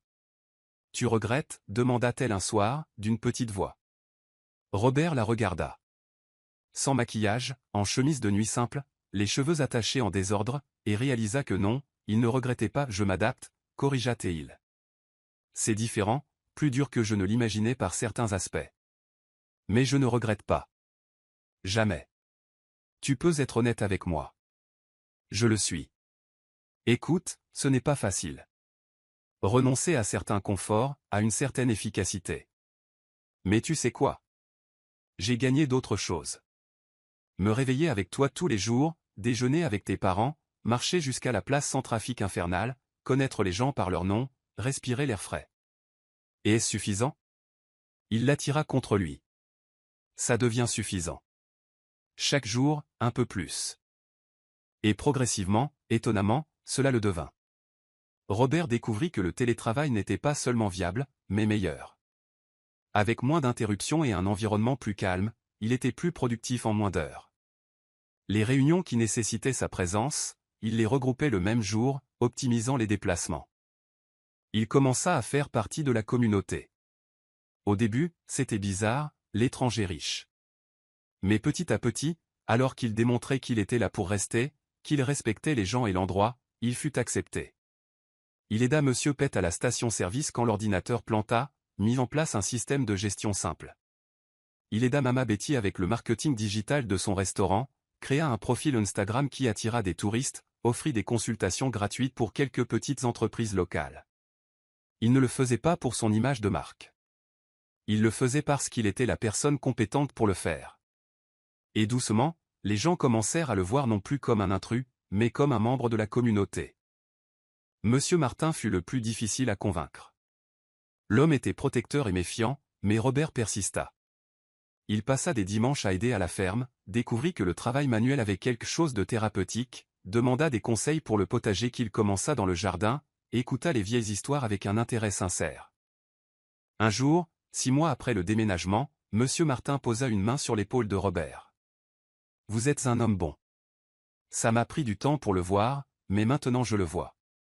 Prenez soin de ma fille. Peu de mots, mais ils signifiaient le monde.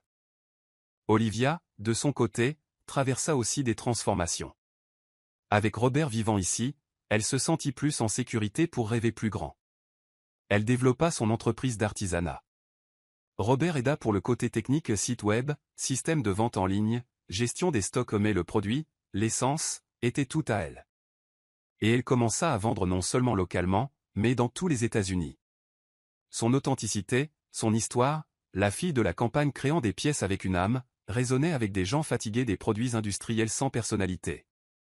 Tu grandis, dit Robert fièrement, quand elle conclut un gros contrat avec une chaîne de boutiques à Boston. Nous grandissons, corrigea-t-elle. Tu m'as donné les outils. Mais plus important encore, tu m'as donné la confiance de croire que mes rêves étaient valides. Et là, dans la maison simple devenue un foyer, Robert réalisa quelque chose de profond. Il avait passé toute sa vie à courir après le succès. Mais le succès, découvrit-il, n'était pas ce que l'on possédait ou à quel point on impressionnait les autres. Le succès, c'était se réveiller heureux. C'était aimer et être aimé. C'était se sentir partie prenante de quelque chose de plus grand. C'était construire une vie avec du sens, pas juste des accomplissements. Et alors que les mois se transformaient en une année, Robert et Olivia construisirent quelque chose de rare et précieux, une vie authentique basée sur un amour véritable et des valeurs partagées. Mais la plus grande épreuve était encore à venir, une épreuve qui déterminerait si ce qu'ils avaient construit était assez fort pour durer éternellement. 1 an et demi après cette rencontre fortuite sur la route, Robert était absolument certain d'une chose. Il voulait passer le reste de sa vie avec Olivia. Il planifia tout soigneusement. Il ne voulait rien d'ostentatoire ou qui ne leur ressemblerait pas. Il voulait quelque chose de significatif qui honorait le chemin qu'ils avaient parcouru. Il demanda d'abord la bénédiction de M. Martin et Mme Teresa. Il alla chez eux un jeudi après-midi, nerveux comme il ne l'avait jamais été dans aucune négociation à $1 million. Monsieur Martin, Madame Teresa, je suis venu demander la permission d'épouser Olivia. Monsieur Martin l'étudia un long moment. Puis, pour la première fois, sourit ouvertement. Ce n'est pas trop tôt, fiston. J'attendais depuis des mois que tu rassembles le courage. Madame Teresa rit, essuyant des larmes. Tu as notre bénédiction. Sois toujours heureux avec notre fille. Il choisit la colline pour la demande, l'endroit où tout avait commencé, où le pneu avait éclaté et où le destin était intervenu. Il emmena Olivia là-bas un samedi au crépuscule, sous prétexte de vouloir voir le coucher du soleil. Elle ne se doutait de rien. Il l'avait fait des dizaines de fois l'année passée. Il étendit une couverture, apporta du café où il avait appris à le préparer correctement et quelques douceurs que Mama Betty avait préparées en secret. Ils s'assirent là, regardant le soleil descendre dans des nuances d'orange, de rose et de violet. Le paysage qu'ils aimaient tant tous les deux. Olivia, commença-t-il, le cœur battant. Tu sais ce qu'il s'est passé ici? Sur cette colline, il y a 1 an et demi. Elle sourit. Ton pneu a éclaté. Ma vie a changé, corrigea Théil. J'étais perdu. Complètement perdu dans un monde que j'avais moi-même construit, mais qui n'avait plus aucun sens. Et toi? Il lui prit les mains. Tu es apparu, et tu ne m'as pas seulement aidé avec le pneu. Tu m'as aidé à retrouver le chemin vers moi-même. Robert. Laisse-moi finir, s'il te plaît. Il prit une profonde inspiration. Cette dernière année, vivre ici, construire une vie avec toi, a été l'année la plus heureuse de ma vie. Ce n'était pas toujours facile. J'ai dû renoncer à beaucoup de choses. Mais j'ai gagné tout ce qui compte vraiment. Il sortit une petite boîte de sa poche. Mais avant de l'ouvrir, il continua. Ce n'est pas une bague super chère d'un joaillier célèbre. C'est une bague faite par Monsieur Anthony, l'artisan d'ici, avec de l'argent de la région et une pierre que j'ai trouvée ici même, sur la ferme de ton père, parce que je voulais quelque chose qui nous représente. Notre histoire, nos racines. Il ouvrit la boîte. La bague était simple mais magnifique, en argent poli avec une petite pierre bleue incrustée. Olivia Marie, veux-tu m'épouser? Pas pour ce que je possède ou ce que je peux offrir, mais pour ce que nous sommes ensemble, pour l'avenir que nous pouvons construire, pour l'amour qui est si réel qu'il a complètement transformé nos vies. Les larmes coulaient sur son visage. Oui, chuchota Théil. Oui, oui, oui. Il glissa la bague à son doigt et l'attira pour un baiser. Et là, sur cette colline où tout avait commencé, ils scellèrent la promesse d'un avenir ensemble. Lorsqu'ils se séparèrent, Olivia regarda la bague, puis lui. C'est parfait, exactement comme ça devait l'être. C'est toi qui es parfaite, exactement comme ça devait l'être. Ils restèrent sur la colline jusqu'à l'apparition des étoiles, parlant de l'avenir, des rêves qu'ils partageaient, de la famille qu'ils voulaient construire. Combien d'enfants veux-tu? Demanda Olivia. Environ 3. Toi? Environ 2. Elle rit. Il va falloir négocier. Ma spécialité, plaisanta Théil. Et où vivrons-nous? Ici, en ville, un terrain d'entente? Ici est notre foyer, dit Robert avec certitude. Mais nous pouvons avoir un petit appartement là-bas aussi. Faire des allers-retours si nécessaire. Le meilleur des deux mondes. Le meilleur des deux mondes, répéta Théil.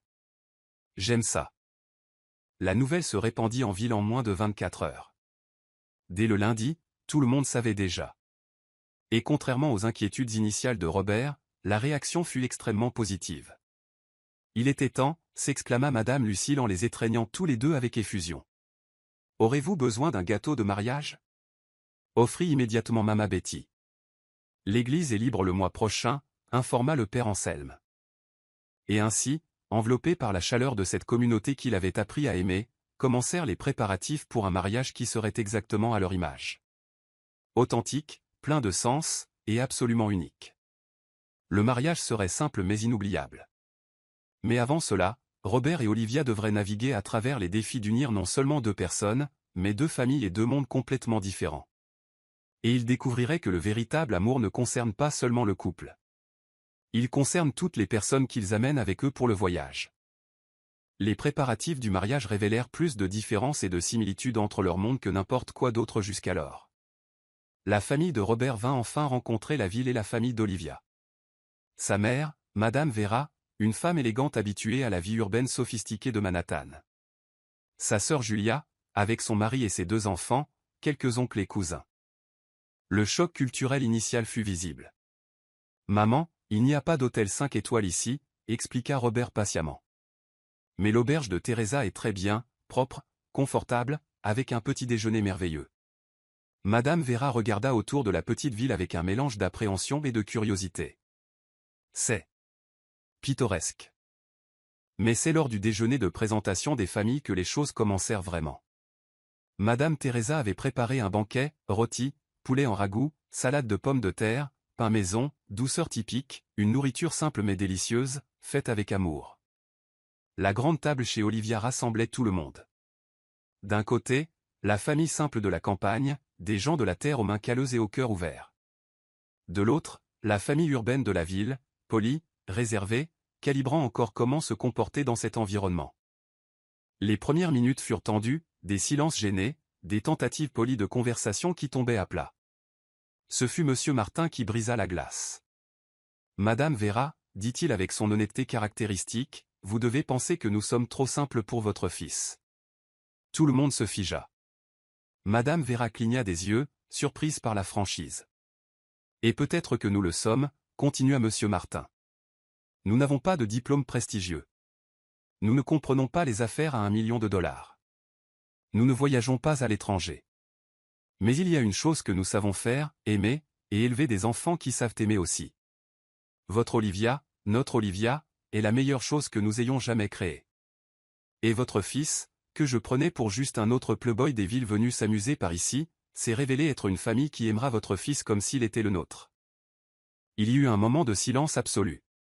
Puis Madame Vera, à la surprise de tous, se mit à pleurer. « Je suis désolé. C'est juste que... Vous m'avez rappelé d'où je viens. Avant d'épouser le père de Robert, avant de vivre à Manhattan, je venais aussi d'une petite ville. J'avais aussi cette simplicité, cette authenticité. Et quelque part en chemin, je l'ai perdue. Enterrée sous des couches de conventions sociales et d'inquiétude pour les apparences. » Elle se leva et alla vers Monsieur Martin et Madame Teresa. « Merci. Merci de m'avoir rappelé ce qui compte vraiment. Et pour avoir élevé la femme qui a appris à mon fils à vivre de nouveau. » Étreinte, larmes. Et soudain, les barrières commencèrent à tomber. Julia et Olivia découvrirent qu'elles avaient un sens de l'humour similaire. Les enfants de Julia étaient fascinés par la ferme, chassant les poules avec la pureté des enfants urbains découvrant la campagne. Le mari de Julia et Monsieur Martin entamèrent une conversation profonde sur le baseball, langage masculin universel. Et alors que l'après-midi avançait, arrosé de café et de rire, deux familles complètement différentes commençaient à n'en devenir qu'une. Les préparatifs eux-mêmes furent une aventure à part. Robert voulait contribuer financièrement pour un mariage plus grand, plus élaboré. Olivia refusa avec véhémence. « Ce n'est pas une question de combien on dépense, » insista-t-elle. « C'est une question de sens. Je veux quelque chose d'authentique, pas un petit spectacle pour impressionner qui que ce soit. » Ils parvinrent à un accord, simple mais bien fait. À l'église de la ville, cérémonie traditionnelle, réception sur la place aménagée spécialement pour l'événement avec des tentes, de longues tables, une décoration rustique avec des fleurs sauvages. Toute la communauté s'impliqua. Mama Betty et une équipe de dames prirent en charge la nourriture. Des plats réconfortants typiques faits en quantité suffisante pour nourrir une armée. Monsieur Anthony et d'autres artisans locaux créèrent les décorations. Le groupe local proposa de jouer. « C'est comme ça qu'on fait les choses par ici », expliqua Madame Lucille à la mère perplexe de Robert. La communauté prend soin des siens. Robert dut aussi faire des concessions. Il voulait engager un photographe professionnel coûteux de New York. Olivia insista pour le fils de Madame Rose, Peter, qui débutait une carrière de photographe. Mais il n'a pas d'expérience avec les mariages sophistiqués, argumenta Robert. Tant mieux, parce que notre mariage ne sera pas sophistiqué. Il sera réel, et Pete Junior capturera ça parfaitement parce qu'il nous connaît, il connaît cet endroit. Et Robert apprit à nouveau à faire confiance, à accepter que le plus cher ou le plus renommé n'est pas toujours le meilleur. Parfois, ce qui a du cœur est ce qui compte vraiment. Une semaine avant le mariage, Robert et Olivia eurent un moment de calme sur leur porche. « Tu as peur ?» demanda-t-il. Terrifié, admit-elle. « Et toi ?» Pétrifié. Ils se regardèrent et rirent. « De quoi as-tu peur ?» voulut savoir Olivia. « De ne pas être un mari assez bien. Que tu découvres qu'épouser était une erreur. De ne pas être capable de te rendre heureuse à long terme. » Elle lui prit la main. « Et j'ai peur de ne pas être assez sophistiqué pour ton monde. Que tu regrettes d'avoir quitté ton ancienne vie. De ne pas pouvoir te donner des enfants à la hauteur des attentes de ta famille. Olivia, regarde-moi. » Quand elle le fit, il continua, « Tu es exactement ce dont j'ai besoin.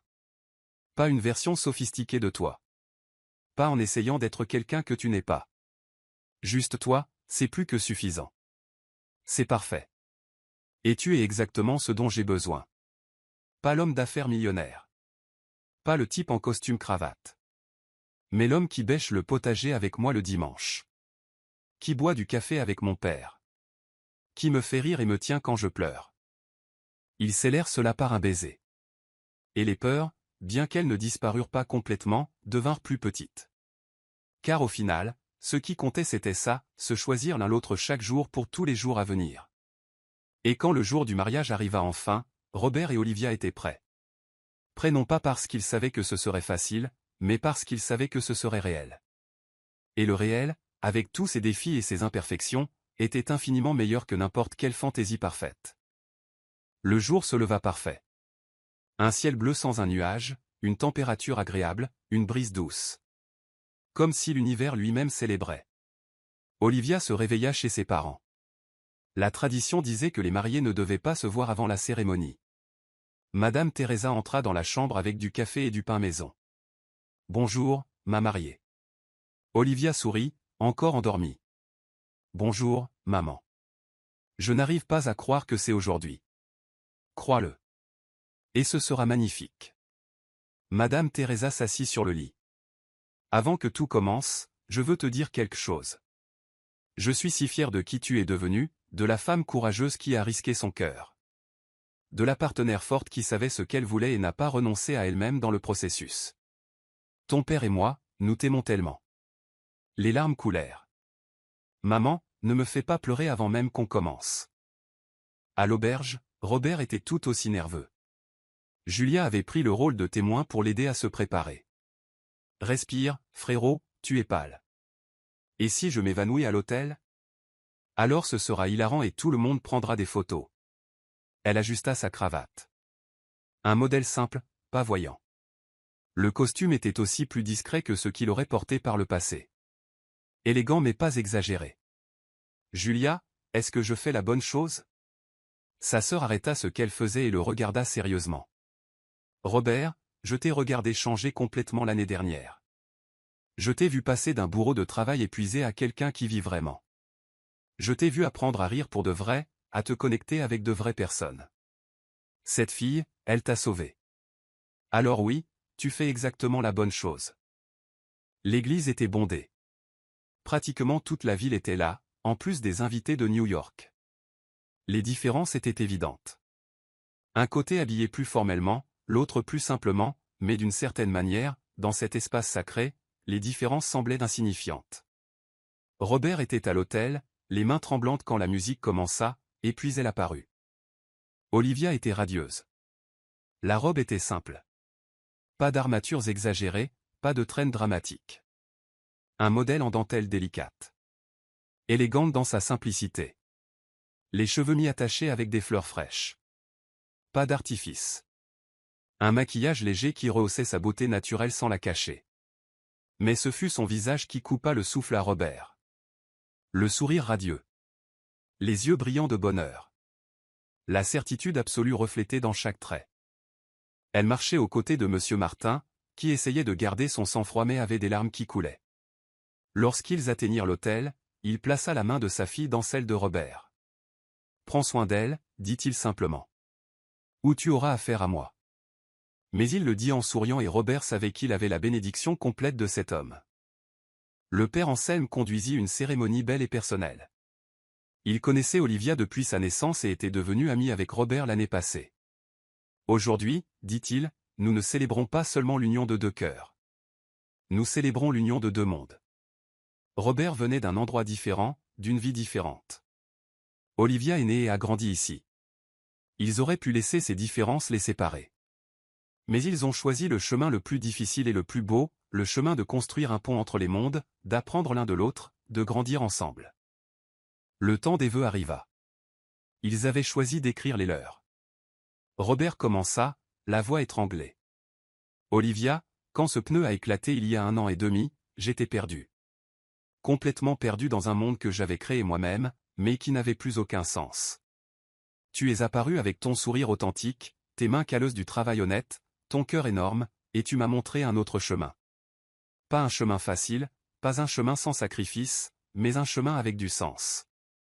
Je promets de passer le reste de ma vie à honorer le cadeau que tu m'as fait. Je promets de t'aimer les jours faciles et les jours difficiles. Je promets d'être un véritable partenaire, partageant les responsabilités et les rêves. Je promets de ne jamais oublier d'où je viens et de ne jamais cesser de valoriser où nous sommes. Je promets de te faire rire, d'essuyer tes larmes et de marcher à tes côtés peu importe où la vie nous mène. Tu m'as sauvé, Olivia, et je passerai chaque jour à essayer d'être un homme digne de ton amour. Il n'y avait pas un œil sec dans l'église. Puis ce fut le tour d'Olivia, la voix tremblante mais ferme. Robert, quand je t'ai vu sur cette route, frustré avec un pneu crevé, ma première réaction a été d'aider parce que c'est comme ça que j'ai été élevé.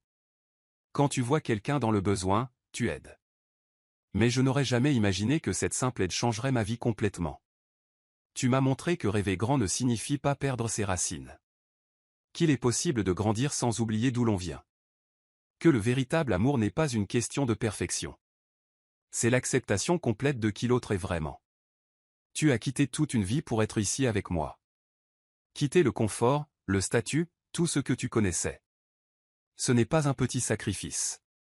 Alors je promets de passer le reste de ma vie à faire en sorte que cela en vaille la peine. Je promets d'être ton port d'attache quand le monde devient compliqué. Je promets de te mettre au défi d'être meilleur sans exiger que tu sois différent.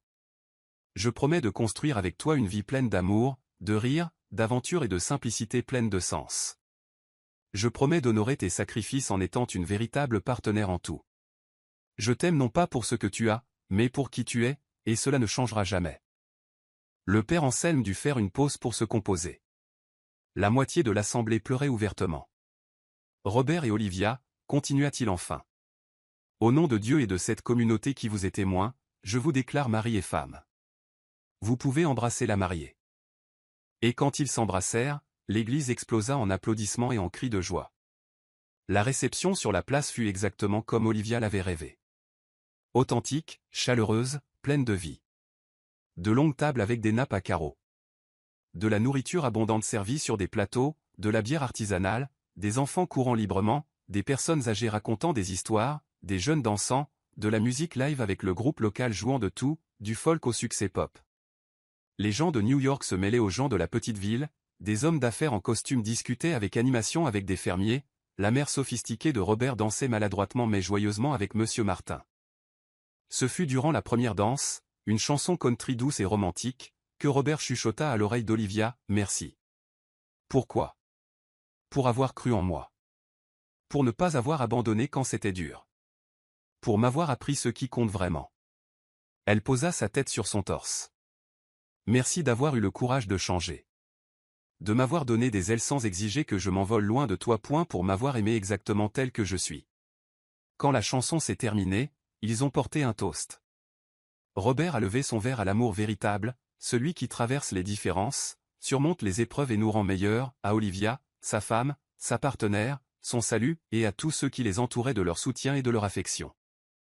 Santé! Santé! Résonna dans la foule.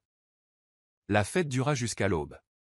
quand elle prit fin, que les derniers invités furent partis et que Robert et Olivia se retrouvèrent seuls sur la place presque déserte, ils s'assirent sur un banc pour contempler les étoiles.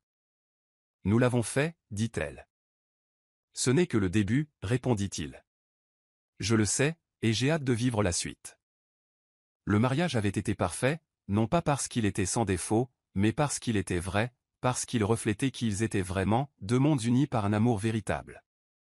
Mais désormais, en tant que mari et femme, ils allaient affronter la véritable épreuve, construire une vie ensemble, jour après jour, année après année. Ils allaient découvrir que l'amour n'est pas seulement un sentiment, mais le choix quotidien de se choisir l'un l'autre, quoi qu'il arrive. 3 ans de mariage. 3 années passées en un clin d'œil, mais qui semblaient contenir toute une vie de souvenirs bâtis ensemble. La maison qu'ils avaient achetée s'était transformée en un véritable foyer. Le jardin planté par Olivia fleurissait avec exubérance. Le potager que Robert avait tenu à créer, même sans aucun talent initial, produisait désormais des légumes frais. Le porche où ils passaient leurs après-midi était devenu une extension de leurs âmes.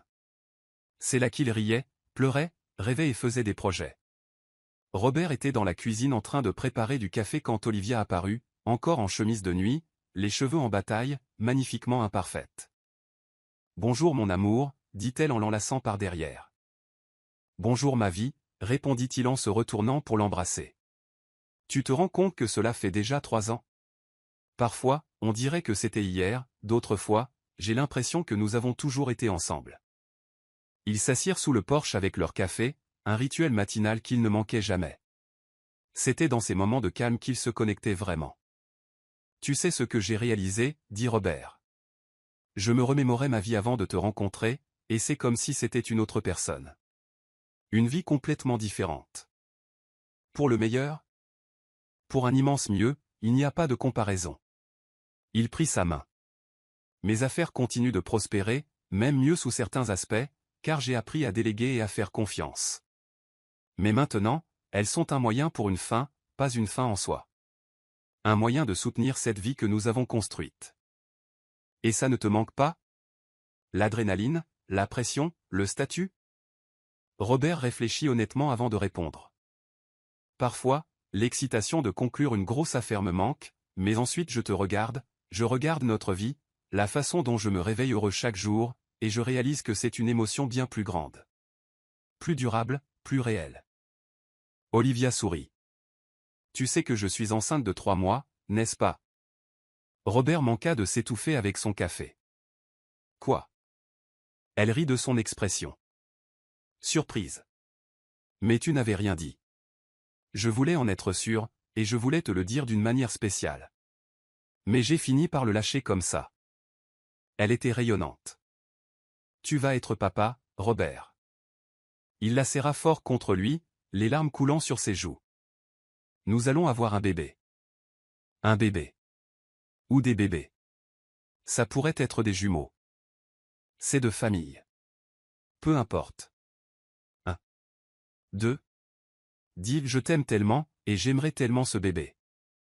Ils restèrent là, enlacés, pleurant de bonheur, imaginant l'avenir qui se dessinait. Plus tard ce jour-là, ils l'annoncèrent aux parents. Madame Teresa pleura, Monsieur Martin tenta de dissimuler ses larmes sans succès. Par appel vidéo, Madame Vera et Julia hurlèrent de joie. « Je vais être grand-mère » s'exclama Madame Vera. « Je dois commencer à tricoter tout de suite. »« Mon neveu ou ma nièce grandira dans le meilleur des 2 mondes, » dit Julia. « Quelle chance !» Et c'était vrai, cet enfant grandirait en connaissant à la fois la simplicité de la campagne et les opportunités de la grande ville, il aurait des racines profondes et des ailes solides. Le meilleur que Robert et Olivia pouvaient offrir n'était pas l'argent, mais des valeurs, de l'amour et de l'équilibre. Les mois de grossesse apportèrent d'autres changements. Robert était plus protecteur que jamais, Olivia plus épanouie. Ils transformèrent l'une des chambres en pépinière, mais au lieu d'engager un décorateur coûteux, ils le firent ensemble. Ils peignirent les murs. Robert se peignit davantage lui-même que le mur, mais l'effort en valait la peine. Ils montèrent les meubles. Avec beaucoup de discussions et quelques mots vifs, mais ils y arrivèrent. Madame Teresa cousit les rideaux et le linge de lit. « C'est parfait, » dit Olivia en regardant la chambre terminée. « Ce n'est pas tiré d'un magazine. C'est mieux. C'est à nous. » Un soir, enceinte de 9 mois, assise sous le porche sous les étoiles, ils eurent une conversation profonde. « Regrettes-tu quelque chose » demanda Olivia. Robert ne répondit pas immédiatement. Il réfléchit sincèrement. Non. Rien. Chaque choix, chaque sacrifice, chaque moment difficile en valait la peine car cela nous a menés ici. Et toi? J'avais peur, admit elle. Peur de ne pas être assez pour ton monde. Peur que tu regrettes d'avoir tout quitté. Mais tu sais ce que j'ai appris? Que le véritable amour ne consiste pas à être assez. Il s'agit d'être accepté complètement, avec ses imperfections et tout le reste. Et avec toi, je le suis. Tu n'es pas seulement assez, Olivia. Tu es tout. Le bébé naquit par un matin de printemps pluvieux. Une fille. Parfaite et minuscule. Avec les yeux attentifs de son père et un sourire qui promettait d'être comme celui de sa mère. Sophia, dirent-ils ensemble quand l'infirmière demanda le nom. Sophia, cela sonnait juste. Quand Robert tint sa fille pour la première fois, il pleura comme jamais auparavant. Là, dans ce petit être fragile et précieux, se matérialisait tout l'amour qu'il ressentait pour Olivia. Tout le sens de son parcours. Toute la promesse d'un avenir meilleur. « Bonjour Sophia » chuchota Théil, « je suis ton papa. Et je ferai tout ce qui est en mon pouvoir pour être le meilleur père du monde. Je t'apprendrai à rêver grand, mais à garder les pieds sur terre. Je te montrerai que le succès, c'est d'être heureux. Pas de posséder des choses. Je t'aimerai comme ta mère m'a appris à aimer. Complètement, inconditionnellement, véritablement. » Olivia, épuisée mais rayonnante, observait son mari avec leur fille.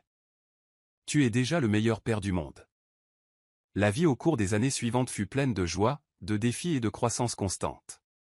Sophia grandit forte et en bonne santé. Un mélange parfait des deux. Elle avait la détermination de son père et la gentillesse de sa mère. Elle grandit entre deux mondes. Parfois à New York, rendant visite à grand-mère Vera et tante Julia. D'autres fois à la campagne, courant à travers les champs avec grand-père Martin. L'entreprise artisanale d'Olivia continuait de croître, mais toujours de manière durable. Elle avait formé d'autres femmes de la communauté, créant une coopérative. Il ne s'agissait pas de devenir riche. Il s'agissait de faire une différence. Robert continuait de gérer ses affaires, mais avec équilibre. 3 jours de travail en ville, 4 à la campagne. Il ne manquait jamais les événements familiaux importants. Il ne choisissait jamais l'argent au détriment de l'amour. C'est lors de leur 5e anniversaire de mariage qu'ils eurent une conversation qui résumait tout. Ils étaient sur la colline, toujours cette colline, là où tout avait commencé. Sophia dormait dans la poussette, le soleil couchant était doré et parfait. « Tu te souviens quand tu étais ici avec ton pneu crevé » demanda Olivia. « Comment pourrais-je oublier ? C'était la meilleure crevaison de l'histoire de l'humanité. » Elle rit. « Tu étais tellement perdu. » « Je l'étais. Mais tu m'as trouvé. »« Non, » corrigea-t-elle. « Nous nous sommes trouvés. 2 mondes qui ignoraient avoir besoin l'un de l'autre. » Robert la tira contre lui. « Tu sais ce qui est le plus incroyable ? Ce n'était pas facile. Il y a eu des moments où nous avons douté, des moments qui nous ont coûté cher.